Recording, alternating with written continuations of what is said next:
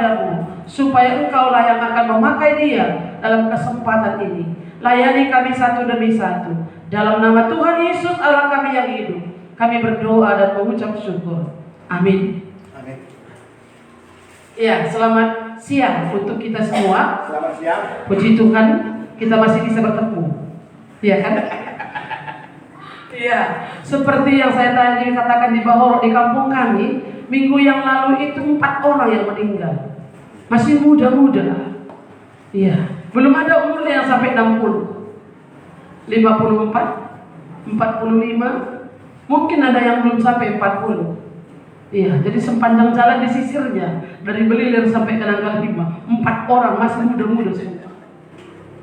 Tapi puji Tuhan hari ini kita masih hidup. Saya memang membuat satu komitmen itu, kalau hidup ini kesempatan adalah kesempatan.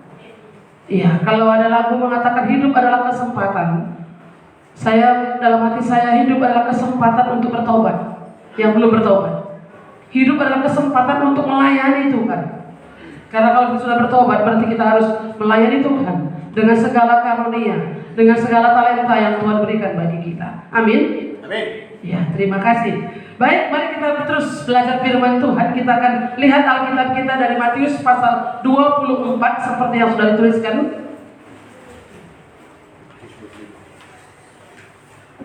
Ya, saya berharap masih ada berkat Tuhan yang bisa kita dapat dari firman Tuhan ini. Karena yang saya dengar tadi ini sudah yang masih baru saja disampaikan katanya ya. Tapi gak apa-apa. Baik, mari kita melihat Matius pasal 24 ayat yang ke-14 sampai dengan ayat yang ke-30. Kita akan baca secara bergantian. Saya baca ayat genap, Bapak Ibu saudara-saudari baca ayat yang ganjil. 25 ini Bu atau 25? 25. Iya, 25 ayat 14. Perumpamaan tentang talenta. Sudah bisa melihat semua? Sudah dapat?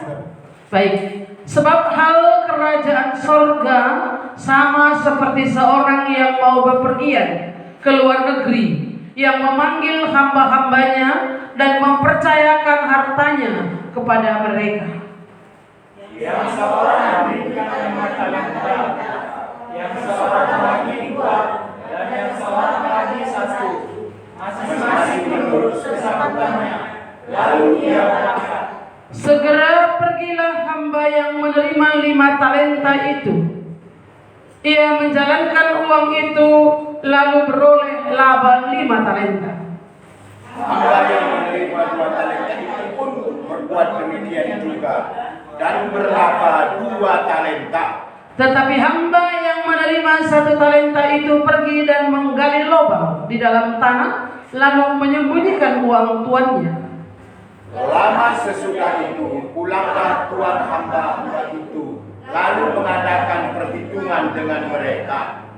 Hamba yang menerima 5 talenta itu datang dan ia membawa laba 5 talenta. Katanya, Tuan, 5 talenta Tuan percayakan kepadaku. Lihat, aku telah beroleh laba 5 talenta. Maka kata tuannya itu kepadanya, baik sekali perbuatanmu itu, hai hambaku yang baik dan setia. Engkau telah setia dalam perkara kecil, aku akan memberikan kepadamu tanggung jawab dalam perkara yang besar. Masuklah dan turutlah dalam kebahagiaan tuanmu. Lalu datanglah hamba yang menerima 2 talenta itu. Katanya, Tuan, 2 talenta Tuan percayakan kepadaku. Lihat, aku telah beroleh laba 2 talenta. Maka kata tuannya itu kepadanya, baik sekali perbuatanmu itu, hai hambaku yang baik dan setia. Engkau telah setia memikul tanggung jawab dalam perkara yang kecil. Aku akan memberikan kepadamu tanggung jawab dalam perkara yang besar. Masuklah dan turutlah dalam kebahagiaan tuanmu. Kini datanglah juga hamba yang menerima 1 talenta itu dan berkata, Tuan, aku tahu bahwa Tuan adalah manusia yang kejam, yang menuai di tempat di mana Tuan tidak menabur, dan yang memungut dari tempat di mana Tuan tidak menanam. Karena itu Aku takut dan pergi menyembunyikan talenta itu. Ini terimalah kepunyaan Tuhan. Maka jawab tuannya itu, hai kamu hamba yang jahat dan malas. Jadi kamu sudah tahu bahwa aku menuai di tempat di mana aku tidak menabur dan memungut dari tempat di mana aku tidak menanam.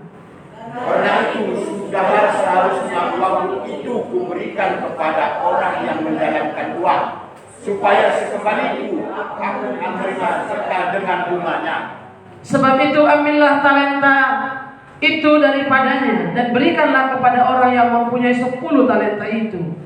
Karena setiap orang yang mempunyai, kepadanya akan diberi, sehingga ia berkelimpahan. Tetapi siapa yang tidak mempunyai, apapun juga yang ada padanya, akan diambil daripadanya. Dan campakkanlah hamba yang tidak berguna itu ke dalam kegelapan yang paling gelap. Di sanalah akan terdapat ratap dan petak gigi. Sekali lagi mari kita baca ayat yang ke-29. 1, 2, 3. Karena setiap orang yang mempunyai, kepadanya akan diberi, sehingga ia berkelimpahan. Tetapi siapa yang tidak mempunyai, apapun juga yang ada padanya, akan diambil daripadanya. Sedih gak kira-kira ya? Kalau sudah gak punya, apapun yang dipunyai akan diambil daripadanya. Sedih gak ini? Hah? Sedih? Sudah awak tak punya, apa yang ada pun diambil lagi. Kira-kira bagaimana ini? Berontak nggak jiwa kita? Berontak. Nah, Bapak Ibu saudara-saudara yang dikasihi oleh Tuhan, ada pernah orang berkata seperti ini, "Mankai pade." Pade kali suruh-suruh kalah. Iya. Makanya ketika dia disuruh, aku masih kecil, aku belum tahu apa-apa, kan aku ini masih kecil katanya. Ya. Tapi kalau kedapatan dia melakukan yang baik, ya melakukan sesuatu yang perlu dikerjakannya, misalnya dia kesenangannya, aku ini kan sudah besar. Iya. Ini yang dia katakan. Tapi yang saya garis bawahi, mankai pade. Pade suruh kalah. Untuk apa pintar? Untuk apa mengapain pintar nyuci piring? Untuk apa pintar bersihkan rumah? Nanti disuruh mama terus. Ini anak yang tak tahu diuntung, anak yang tak tahu dibesar-besarkan. Iya. Hamba yang ketiga itu mempunyai 1 talenta, diberi 1 talenta, tapi dia menggali lubang, menyembunyikannya, tidak menjalankannya, tidak mau mengembangkannya. Tapi dia katanya takut kepada tuannya, tuan yang tidak pernah menabur, tapi tempat di mana dia tidak menuai di mana dia tidak menabur. Jadi kalau seperti itu yang dikenalnya pemimpinnya itu, tuannya itu, kenapa dia tidak usahakan? Nanti pulang tuanku, dia kejam, dia marah, dia dihukumnya bagaimana ini?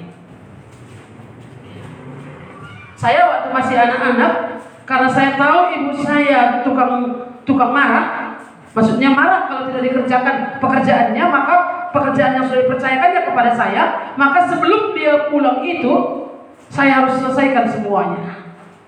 Saya kebiasaan saya dulu masih belum bertobat pun, kalau katanya mau ke gereja, saya harus selesaikan rumah dulu. Masak, nyuci, bersihkan rumah, itu harus dikerjakan sebelum berangkat. Iya, supaya tidak kena marah, karena saya mengenal siapa orang tua saya. Saya berusaha untuk tidak membuat dia marah, karena saya mengenal dia. Kalau kita mengenal Allah kita yang benar, kita akan melakukan yang menyenangkan hati Tuhan. Nah, ketiga hamba ini ada di rumah tuannya. Apa katanya tadi? Ini masalah hal kerajaan sorga. Kalau kita baca pasal 24 sampai 25 ini khotbah tentang akhir zaman. Iya, apa yang akan terjadi? Bagaimana persiapan kita menanti-nantikan akhir zaman? Itu yang diajarkan oleh Tuhan Yesus. Dan hari ini yang diajarkan juga kepada kita tentang kerajaan sorga. Nah, kerajaan sorga sepertinya kita sulit untuk melihat kalau kita tidak mengenal siapa Yesus. Sorga itu di mana? Kalau ada anak-anak bertanya, "Ma, sorga itu di mana, Pak? Sorga itu di mana?" Kawanku bilang sorga itu di bawah telapak kakimu. Kalau kita tidak mengenal Tuhan Yesus satu-satunya jalan ke sorga, pasti kita sulit untuk menceritakan itu kepada anak kita. Gak tahu kita. Nah, firman Tuhan mengajarkan kepada kita melewat perumpamaan. Tentang kerajaan sorga itu dibuat dengan satu perumpamaan. Ada banyak perumpamaan, tapi sekarang kita lihat ini. Perumpamaan tentang talenta. Tahu itu apa talenta? Talenta itu apa? Kemampuan. Kemampuan yang diberikan Tuhan kepada kita. Bahkan sejak kita ada, makanya anak-anak pun kadang-kadang sebenarnya sudah terlihat bakatnya apa. Ya, ada sepeda di situ, diperinterinya, ambilnya bautnya di mana Pak Martel kata, pok. Sudah mulai terlihat bakatnya sedikit kan begitu. Ada anak perempuan misalnya itu, ya kalau ibunya pergi lalu dia aku bantu cuci piringnya dan sebagainya. Sudah mulai terlihat bakatnya. Bagaimana dia, apakah dia suka dengan bunga atau suka merangkai bunga dan lain-lain, itu mulai terlihat bakatnya itu. Nah, kemampuan yang Tuhan berikan kepada seseorang itu, potensi yang ada, talenta. Nah, perumpamaan tentang talenta ini diajarkan oleh Tuhan Yesus tentang mengenai hal kerajaan sorga, seperti seorang yang mau ke luar negeri. Sebab hal kerajaan sorga sama seperti seorang yang mau bepergian ke luar negeri, yang memanggil hamba-hambanya dan mempercayakan hartanya kepada mereka. Ya, ini buat perumpamaan. Bisa kita bayangkan kalau kita buat dramanya, ini kan mau Natal ya. Anak-anak buat drama misalnya, tentu ada tuannya, ada hamba-hambanya. Mungkin ada mejanya dibuat, nah ini bagianmu, ini bagianmu, ini bagianmu. Gitulah kira-kira kita bayangkan ini. Nah, jadi yang pertama, yang seorang diberikan 5 talenta, yang seorang lagi 2, dan yang seorang lagi 1. Masing-masing menurut kesanggupannya. Lalu dia berangkat. Tuhan itu tidak mempercayakan apa yang tidak sanggup kepada hambanya. Tuhan itu tidak memberikan di luar daripada kemampuan hambanya. Dia kenal siapa hambanya itu. Orang tua kita mengenal kita. Ya, saya dulu masih anak-anak sering dibawa cari kayu api, ranting, di bawah pohon rambung. Lalu potongin pendek-pendek lalu diikat. Lalu kata mama saya apa? Cergok kemin katanya. Saya suruh jongkok, lalu dia angkat kayu itu, dia taruh di sini. Ngasuh, katanya. Bisa, sanggup, kuat, berat sampai. Kalau gitu kita bilang, saya bilang, dia akan angkat lagi, turunkan lagi, dia kurangi kayunya, dia ikat lagi, dia naikkan lagi. Menurut kesanggupan saya, sejauh mana saya sanggup untuk membawa kayu itu, sebegitulah yang diberikan kepada saya. Bisa kita pahami demikian ya. Nah, Tuhan memanggil kita.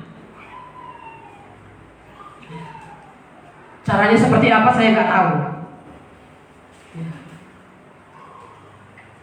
Tuhan memanggil kita dengan cara Tuhan yang unik.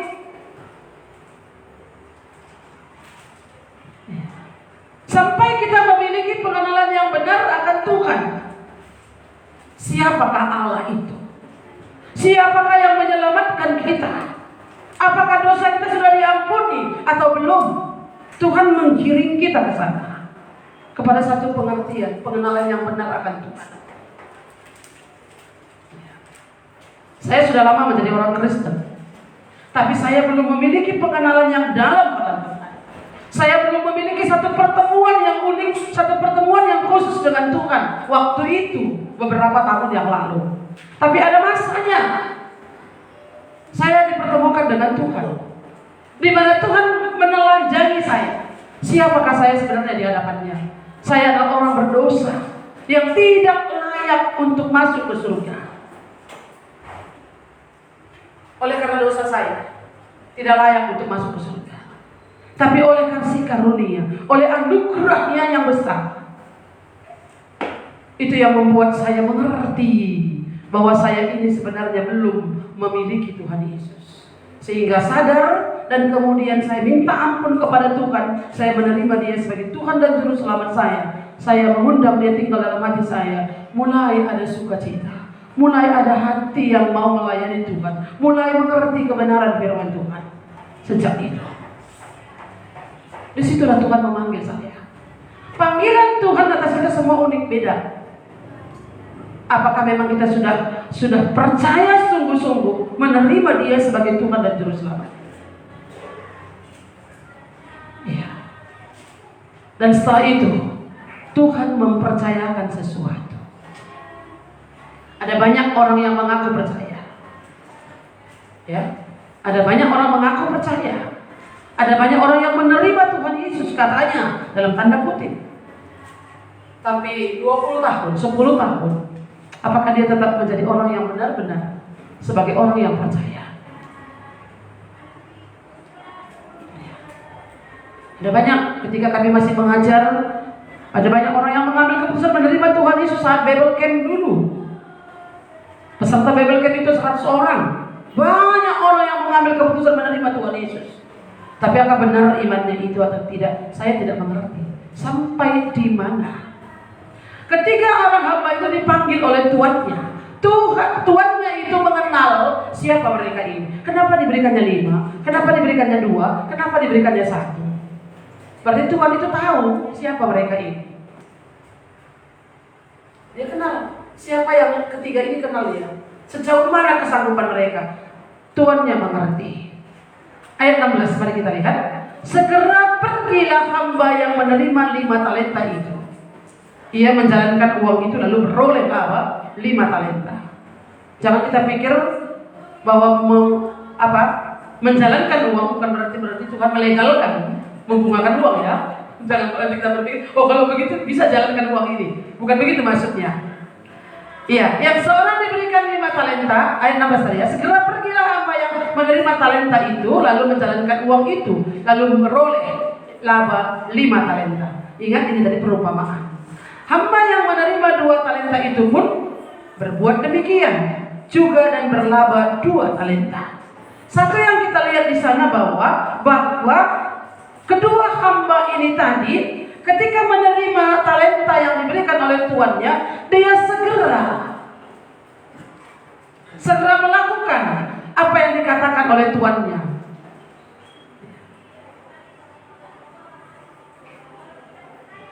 Segera pergilah hamba yang menerima 5 talenta itu. Ia menjalankan uang itu lalu beroleh laba 5 talenta. Jadi segera pergi. Ketika dipanggil, dia mendengar. Dan dia menangkap apa maksud tuannya. Kita memang dipanggilnya oleh Tuhan.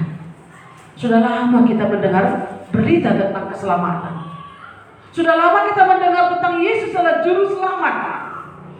Yang sudah dewasa lah ya, sudah banyak umurnya ini. Yang paling banyak umurnya kan saya di sini. Bapak Resi berapa umurnya? Muda Bu, 47. Oh, masih muda, 47 masih. Iya. Bapak Kesia 45? Lebih kurang. Iya, saya paling banyak usianya di sini. Mama Grace? 51 ya. Iya. Nah, jadi ketika kita dipanggil oleh Tuhan, mungkin dari dulu dari kecil kita dipanggil oleh Tuhan. Apakah kita merespon ini sekarang? Apakah kita menangkap apa maksud Tuhan? Kalau enggak dari kecil sudah diajari firman Tuhan ya. Apakah kita menangkap apa maksud Tuhan? Seperti bapak-bapak ngomong dia sama anaknya, tapi anaknya kan ngajak-ngajak. Nggak tangkapnya apa yang dimaksud oleh orang tuanya itu. Nggak ditangkap, nggak direspon. Begitu juga dengan kita. Banyak kita mendengar firman Tuhan tapi nggak merespon, nggak menangkap apa yang dimaksudkan oleh Tuhan. Padahal tujuan Tuhan Yesus datang ke dalam dunia apa? Untuk menyelamatkan orang berdosa. Tapi waktu itu mungkin saya secara pribadi, saya tahu orang berdosa saya. Tapi saya tahu juga, saya memikirkan bahwa Tuhan itu kan Maha Pengasih dan Pengampun. Dan saya berpikir bahwa kalau seperti ini cuma dosa aku, enggaknya banyak-banyak kali dibandingkan dengan tetanggaku, misalnya. Kan begitu ya. Maklumnya Tuhan itu yang saya rasakan, yang saya pikirkan. Kan nggak sampai maksud Tuhan kepada saya. Padahal Tuhan setiap orang berdosa. Setiap berarti satu pribadi. Karena begitu besar kasih Allah akan dunia ini, sehingga Ia mengaruniakan anaknya yang tunggal, supaya setiap orang yang percaya, setiap satu pribadi tunggal Dia. Tapi saya nggak menangkap itu. Saya pikir bahwa kalau saya percaya, mengaku aku percaya kepada Allah Bapa, Allah Khalik langit dan bumi, aku percaya akan Yesus Kristus anaknya yang tunggal, Tuhan kita. Setiap minggu dikatakan itu, saya pikir saya sudah sah secara global. Padahal ini pribadi loh. Nah, makanya nggak menangkap. Saya pikir kalau saya berbuat baik, saya memberi persembahan, saya pikir saya sudah menjadi anaknya. Ini 3 orang hamba tinggal di rumahnya, sama-sama menerima talenta. Tapi yang satu bagaimana? Yang satu apa? Tetapi hamba yang menerima 1 talenta itu pergi dan menggali lubang. Gali dulu. Iya, menggali lubang. Lalu menyembunyikan uang tuannya. Nanti dituntut aku, nanti kita nggak pas bikin. Seringkali kita pun seperti itu. Nggak usah aku lah, nanti nggak cocok aku ini. Padahal sebenarnya kita punya kemampuan di situ. Ayo kami yang memimpin pujian, aku enggak lah, nanti nggak cocok, nggak pas ini. Tapi coba kalau sambil di kamar mandi diuji, bicara kalau di situ bisa. Lagu apa itu? Lagu Sasa. Kan bisa yang macam kali gitu. Itu bisa. Ayo ceritakan dulu pengalaman dulu bagaimana kamu menerima Tuhan Yesus. Iya. Tapi kalau menceritakan apa ya, semalam angka berapa yang keluar? War.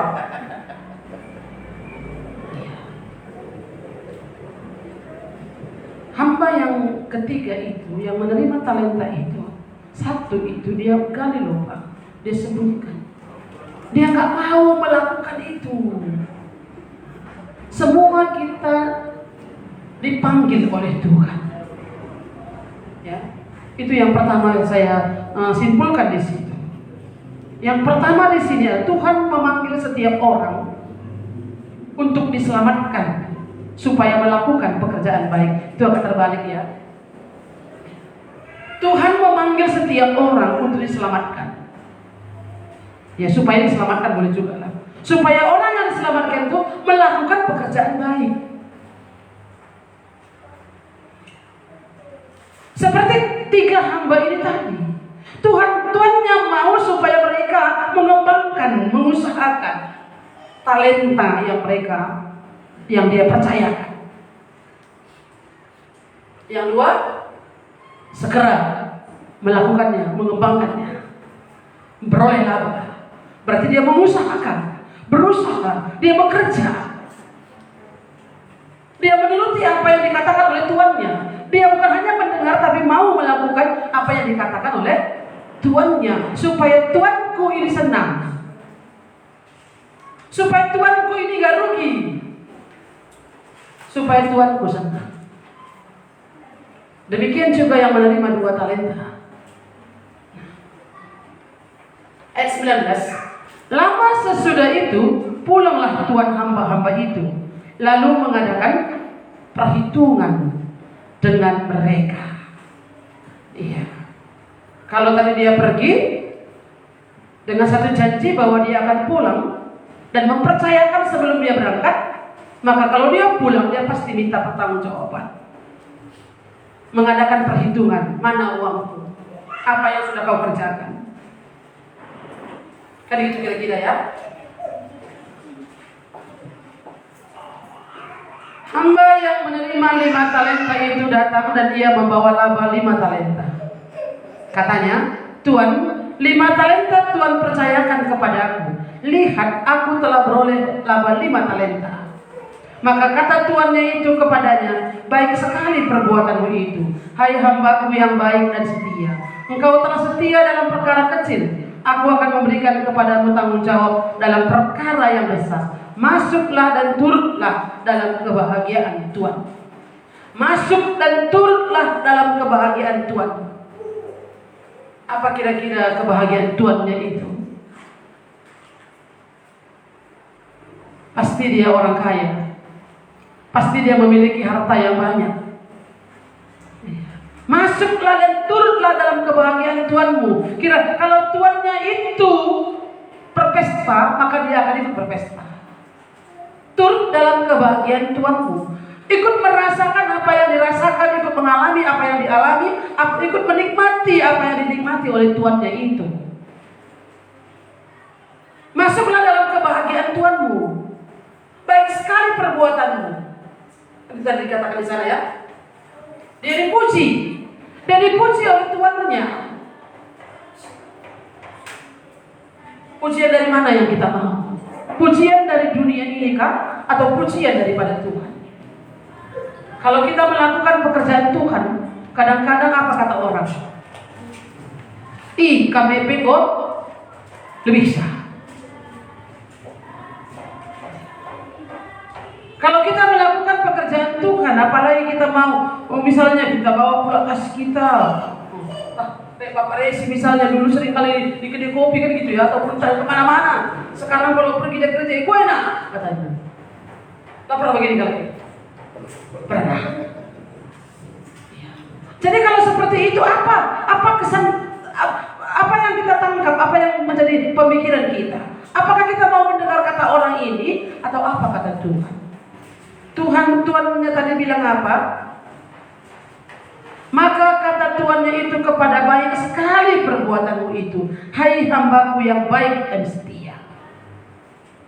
Orang yang melakukan, hamba yang melakukan apa yang dikatakan oleh tuannya itu, dipuji oleh tuannya.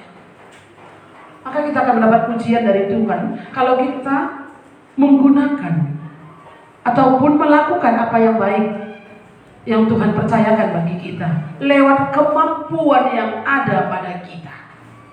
Apa kemampuan yang ada pada saudara? Mungkin saudara bisa bengkel.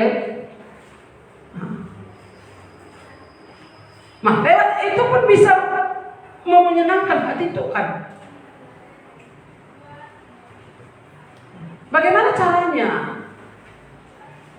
Bekerja dengan baik. Nempel ban misalnya bagus dibuat, bukan berarti kita berdoa supaya ban orang bocor banyak-banyak ya. Tapi ketika orang butuh, orang tahu di mana kita perlu. Orang tahu di mana kita yang bisa setia dan takut akan Tuhan. Apa kemampuan kita? Lewat kemampuan yang ada itu kita bisa memuliakan Tuhan. Lewat kemampuan yang ada itu kita bisa melayani Tuhan. Lewat talenta yang Tuhan berikan, bisa kita melayani Tuhan.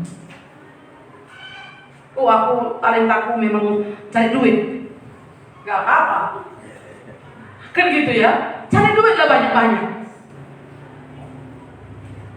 Apa yang saudara percaya Tuhan percayakan kepada saudara, berikanlah itu kepada Tuhan. Ini gak talentanya kadang-kadang dunianya mencari duit, tapi celitnya berminta ampun. Kan nggak cocok juga.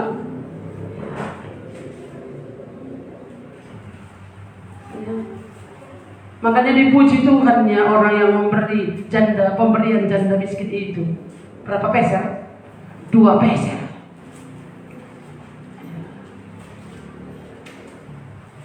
Karena dia memberi dari apa yang ada. Hanya itu memang yang ada pada dia. Apa talenta yang kita miliki? Karunia yang Tuhan berikan kepada kita selain daripada anugerah keselamatan itu. Dan setelah diselamatkan pasti orang punya karunia yang lain. Tuhan tambahkan. Tuhan berikan karunia yang lain. Karunia untuk melayani, karunia untuk mengajar, karunia untuk berbagi-bagi, kan gitu ya kira-kira. Membagi-bagi berkat. Ada banyak karunia yang Tuhan berikan kepada kita selain daripada karunia keselamatan itu.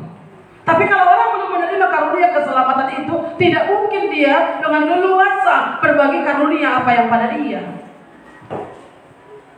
Di tengah-tengah pelayanan, di tengah-tengah gereja, dalam pemberitaan Injil, kadang-kadang sulit sekali. Kalau Tuhan percayakan sesuatu harta milik kita, diberikan Tuhan dari Tuhan, bukankah kita juga harus memberikannya untuk Tuhan? Ini ibu ini datang kok seperti itu ya. Tapi ini tadi 5 talenta diberikan kepada diusahakannya, diupayakannya. Bagaimana supaya ini bisa berkembang? Berapa talenta yang kami miliki? Ada orang berkata seperti ini. Aku lalap, aku kerina, aku juga memimpin pujian, aku juga nyapu. Kan gitu ya. Kami juga yang ikut membangun, yang lainlah lagi. Kalau Tuhan percayakan kamu sama kami 5, kerjakan 5 dengan baik. Susun betul 2 hari. Merawat dari Tuhan. Hah? Benar? Iya. Dia punya suara yang bagus, tapi dia tidak mau dengan suaranya itu dia memuji Tuhan. Apa salahnya kalau suaranya bagus? Memuji Tuhan itu bagiannya.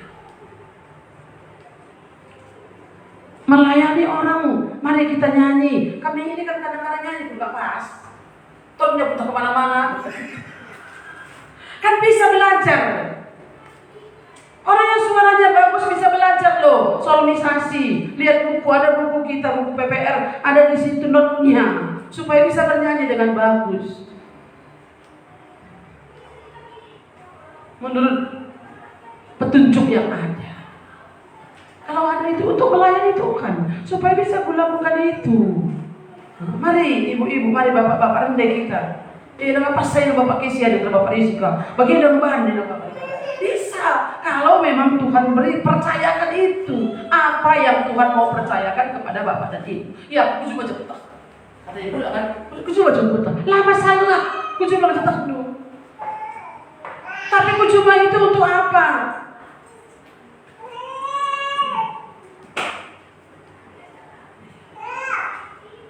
Kan cuma lu bisa. Ini cuma aku, ini cuma Tuhan.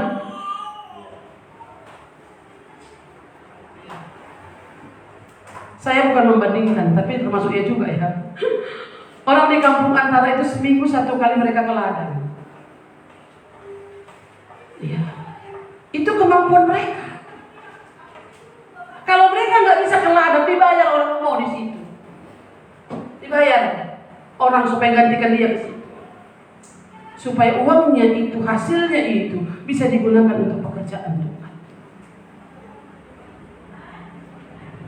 Kai si milik hidup, kai si berikan Tuhan baru. Kemampuan apa yang ada pada kita, itu yang kita kerjakan dengan setia dan taat kepada Tuhan.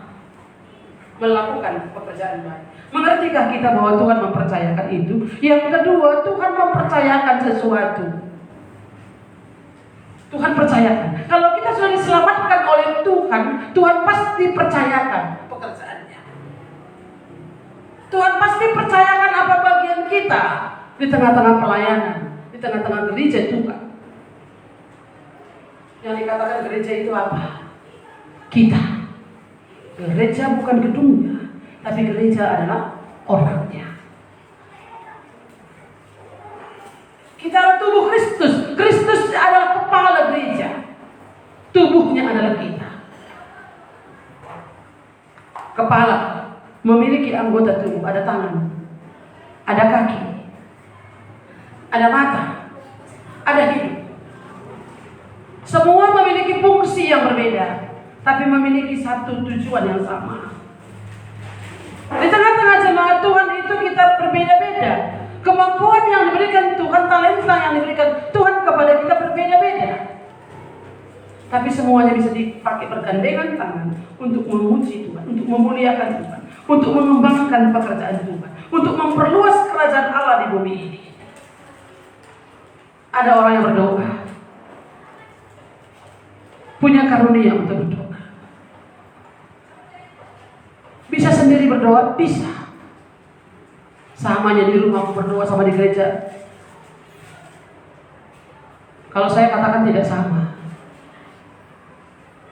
Bisa datang ke gereja berdoa untuk hamba Tuhan, berdoa untuk orang-orang terdekat, berdoa untuk musuh, berdoa untuk orang lain, berdoa untuk pekerjaan Tuhan.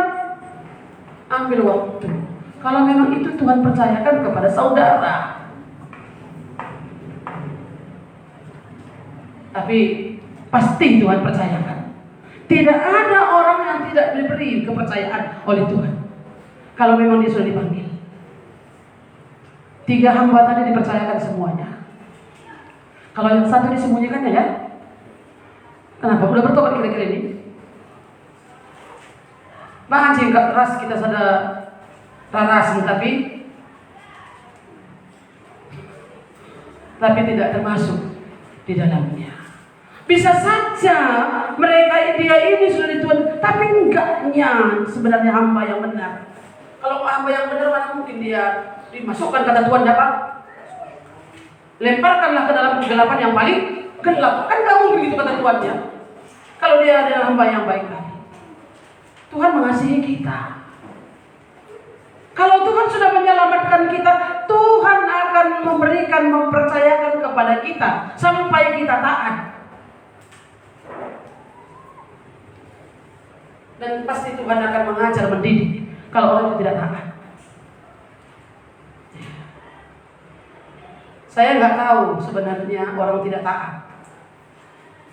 Tapi dia yang berkata, Bu, ini bukti ketidaktaatan. Itu yang dia bilang.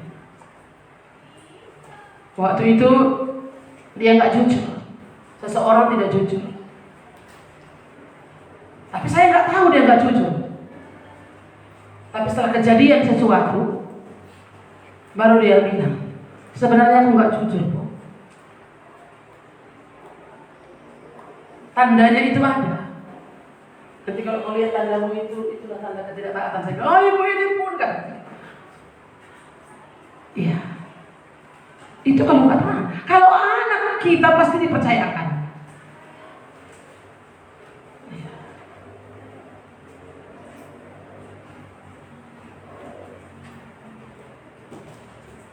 Apa katanya kepada hamba yang kedua? Sama. Baik sekali perbuatanmu itu. Hai hambaku yang baik dan setia, masuklah dalam kebahagiaan Tuhan. Menyenangkan hati Tuhan. Dia tidak merugikan tuannya. Sebagai orang percaya kita juga tidak merugikan Tuhan yang sudah menyelamatkan kita. Dia sudah beri kita nyawa. Dia sudah beri kita kehidupan yang kekal. Dia sudah beri kita surga. Sekalipun belum kita lihat, tapi sebagai orang percaya kita bisa melihatnya. Di dalam Kristus kita bisa mengenal Allah yang benar. Kita bisa percaya, kita bisa melihat surga sekalipun belum kita ke sana. Dalam iman kita bisa melihat itu. Jadi makanya kita kalau sudah ditebus oleh Tuhan sebagai anak tidak mungkin tidak dipercayakan. Tapi kalau anak itu tidak taat akan dihajar dan dididik sampai anak itu taat. Gak mungkin kamu biarkan anak itu seperti itu. Pasti akan dididik. Caranya mungkin berbeda-beda. Tapi hamba yang ketiga ini tadi, Apa katanya tadi? Kini ayat 24. Kini datanglah juga hamba yang menerima 1 talenta itu dan berkata, Tuhan, aku tahu bahwa Tuhan adalah manusia yang kejam, yang menuai di tempat di mana Tuhan tidak menabur dan memungut dari tempat di mana Tuhan tidak menanam. Karena itu aku takut dan pergi menyembunyikan talenta Tuhan itu di dalam tanah. Ini terimalah kepunyaan Tuhan. Ini gak bertanggung jawab. Orang yang percaya kepada Tuhan, dia bertanggung jawab atas apa yang Tuhan percayakan bagi dia. Datang kebersihan jam sekian, bertanggung jawab loh. Jangan nanti udah jam sekian, lupa aku ketiduran aku, nggak bertanggung jawab namanya. Kadang-kadang orang kan gampang kali ikat janji loh. Nanti kamu ikut ya, saya bilang. Iya bu. Besoknya ditelepon-telepon, nggak aktif. Sore baru dia bilang, Bu maaf ya, tadi aku ke tempat ini ada yang kerjakan. Saya bilang oke, lain kali boleh ikut ya. Iya bu, minggu depan saya pasti ikut. Tiba waktunya minggu depannya, telepon juga nggak aktif, nggak berani lagi bilang. Orang bilang minggu depan janji saya ikut katanya. Tidak datang juga. Tidak bertanggung jawab dengan apa yang dia katakan.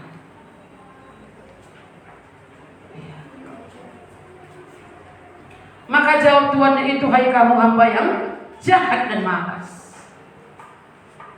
Dikatakan di sana hamba yang jahat dan malas. Jahat. Orang yang tidak melakukan apa-apa adalah jahat dan malas. Orang yang sudah mengaku percaya tapi tidak melakukan apa-apa, itu jahat dan malas. Benarkah dia sudah percaya? Benarkah dia sudah bertobat? Kalau dia sudah bertobat, satu saat dia pasti akan kembali. Pasti dia akan menemukan ini. Menemukan apa yang Tuhan mau lewat hidupnya. Satu saat dia pasti akan menyadari semuanya itu.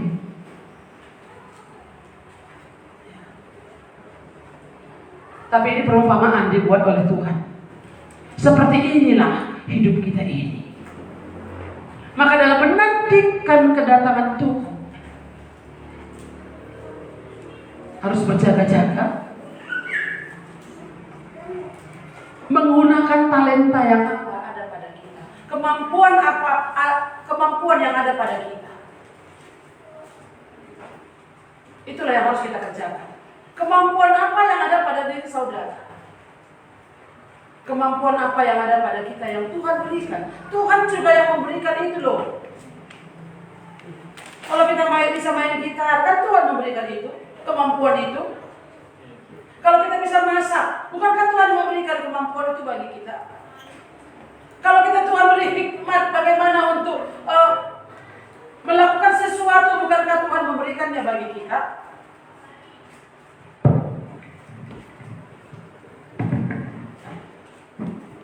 Semuanya daripada Tuhan. Suara yang bagus dari Tuhan. Kemampuan-kemampuan kita yang ada, yang bisa kita gunakan untuk melayani Tuhan, bukankah itu semuanya Tuhan yang berikan? Kenapa kemampuan yang ada itu kita gunakan untuk yang lain? Ada orang bilang begini, aku hidup ini serius ya sama aku katanya. Ngapain pun aku serius. Kalau dia ke ladang serius berladang. Mencuri, dia serius aku katanya. Jadi kalau mencuri pun aku serius dulu, sampai nggak tidur aku apa togel itu ngerus.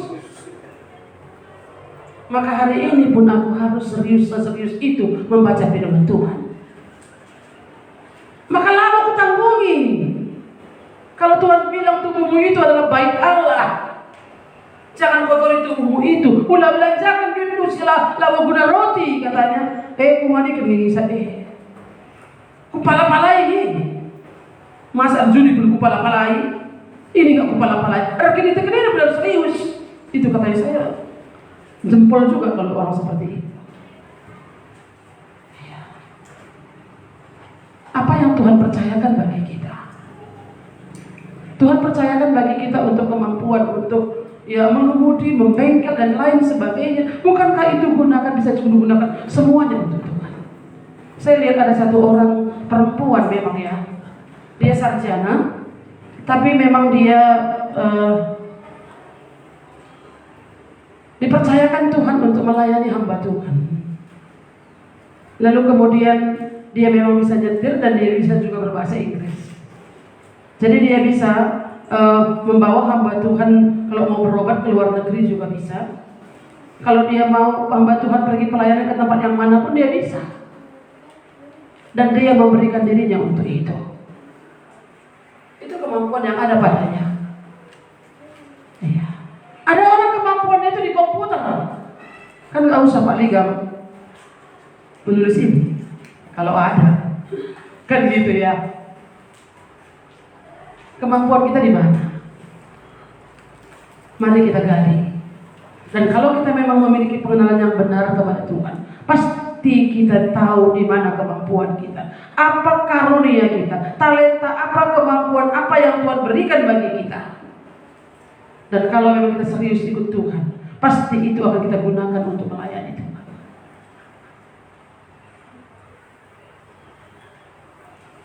Ya. Pasti digunakan untuk itu. Tadi di sana dikatakan, hai hambaku yang jahat dan malas. Ya. Jika kamu tahu bahwa aku menuai di tempat di mana aku tidak menabur dan memungut di tempat di mana aku tidak menanam, karena itu sudahlah seharusnya uangku itu kau berikan kepada orang yang menjalankan uang, supaya sekembalinya aku menerima serta dengan bunganya. Ya, Tuhan kesal. Sehingga dikatakan apa? Hambaku yang jahat dan malas. Sebab itu ambillah talenta itu. Saya agak terkejut juga ini membaca itu. Ambillah talenta itu. Itu kata Tuhan itu. Bisakah Tuhan mengambil talenta yang kita miliki kalau kita nggak setia kepada Tuhan? Bisa. Tapi saya agak seram juga menyampaikan ini. Saya bukan bernubuat. Tapi adakah orang yang mengalami hal seperti itu? Sebenarnya saya sedih. Saya mau Tuhan supaya dia tidak mengalami hal seperti itu. Talenta itu pun diambil oleh Tuhan.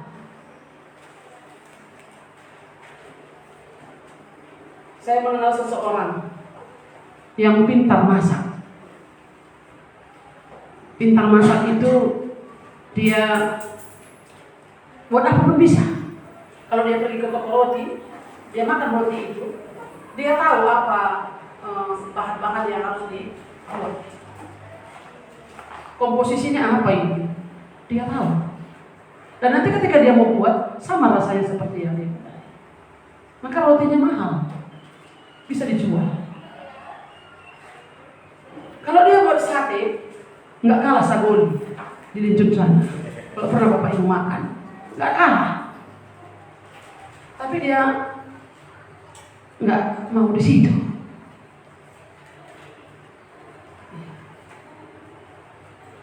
Tapi akhirnya apa yang terjadi Bapak Ibu? Lana yang tahu, Bulen.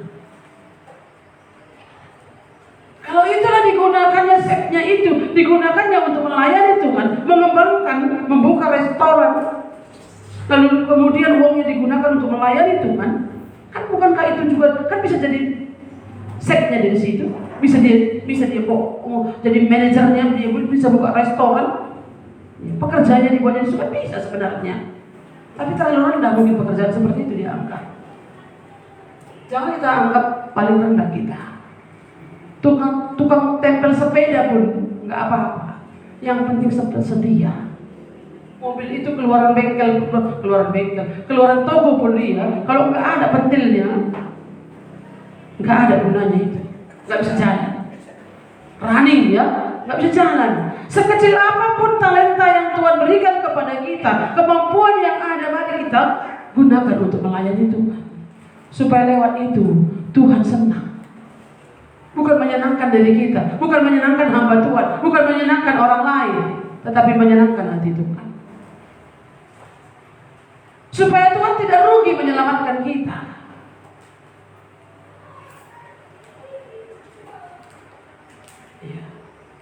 Ayat 26. Sebab itu ambillah talenta itu daripadanya dan berikanlah kepada orang yang mempunyai 10 talenta itu.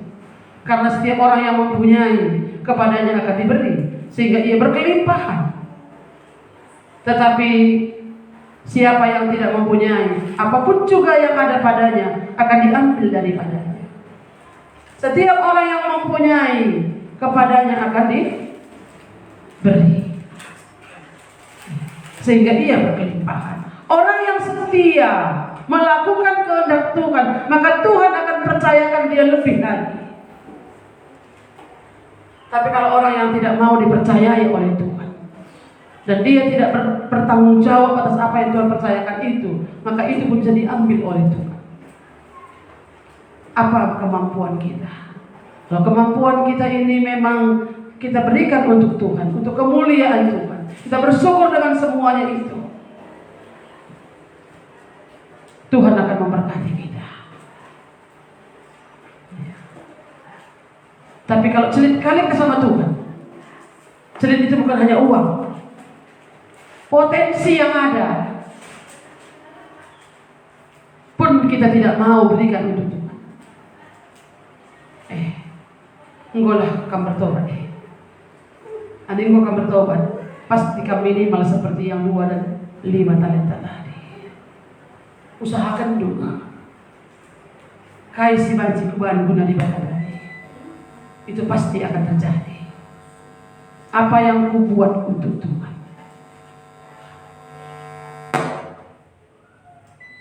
iya, pasti kita berpikir mau lagi dan mau lagi. Terusnya dalam hati kita ini bersemangat. Terus dalam hati kita ini, apalagi yang kubuat untuk Tuhan ya.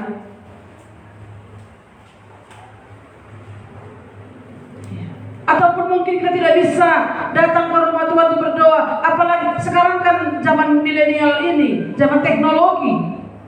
Halo, apa topik doa gua beritandu, telepon orang kan bisa. Ada orang memang itulah bagiannya, nunggu ditolak. Gua beritandu bunda, kayaknya pergumulan mungkin kamu totoras kita. Itu juga bisa.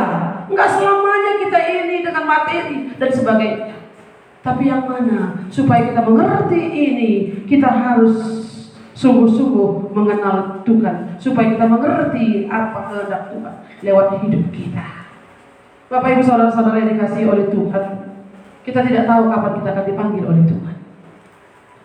Tapi sebelum Tuhan memanggil kita, layanilah Tuhan dengan segenap hati, dengan seluruh kemampuan yang ada pada kita.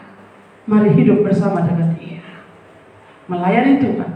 Kesempatan kita adalah untuk bertobat. Kesempatan kita adalah untuk melayani Tuhan lewat karunia, lewat talenta, apa yang Tuhan percayakan bagi kita. Kepada semua kita diberikan pekerjaan baik. Lewat pekerjaan baik itu mari kita muliakan Tuhan. Mari kita muliakan Tuhan dengan harta kita. Mari kita muliakan Tuhan dengan mulut kita. Mari kita muliakan Tuhan dengan tubuh kita. Mari kita muliakan Tuhan dengan segenap hidup kita, supaya sungguh-sungguh nama Tuhan ditinggikan. Mari kita berdoa. Terpujilah Engkau Tuhan Yesus.